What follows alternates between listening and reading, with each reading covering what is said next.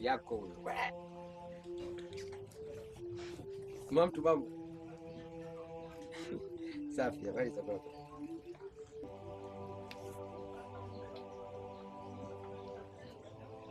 Sasa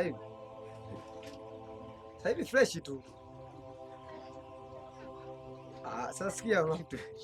Waifanyie kabisa usafi nini nikija. Kama hivyo. Sawa. Haya.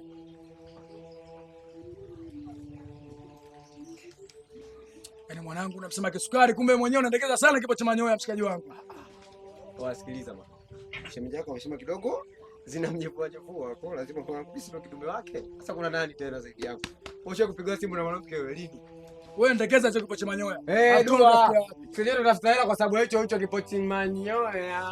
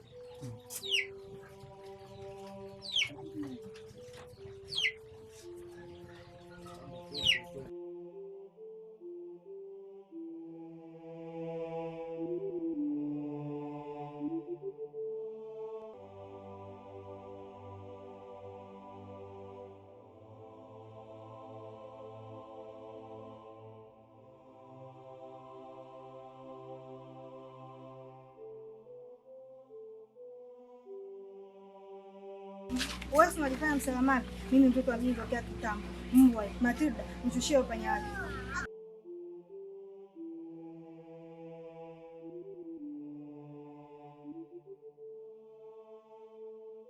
Shoga yangu, haya ndio mambo ya kijana. Shemu, usije kujiamini mimi na wewe kaini. Matilda.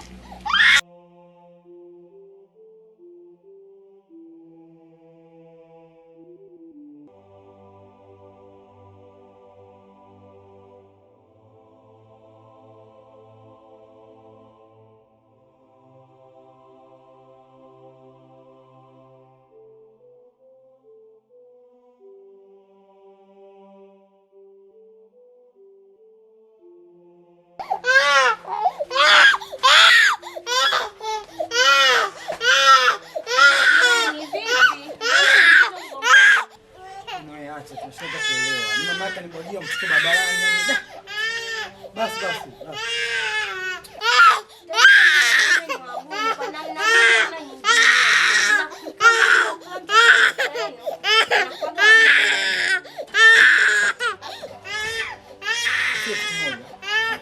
Naomba nishikie mtoto.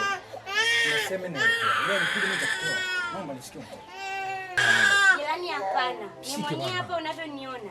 Nimefiwa. Naondoka hivi.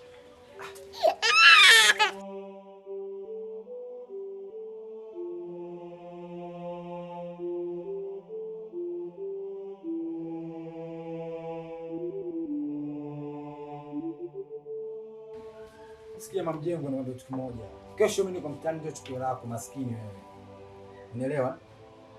Ama kweli maskini akipata mpaka leo liambwata. Itakuwa umenifaa kweli?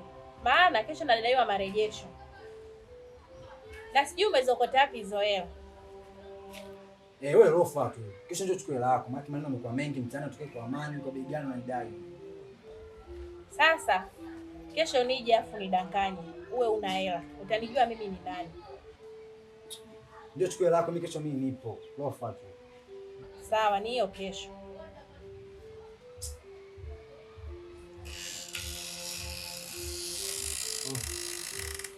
Nzuri.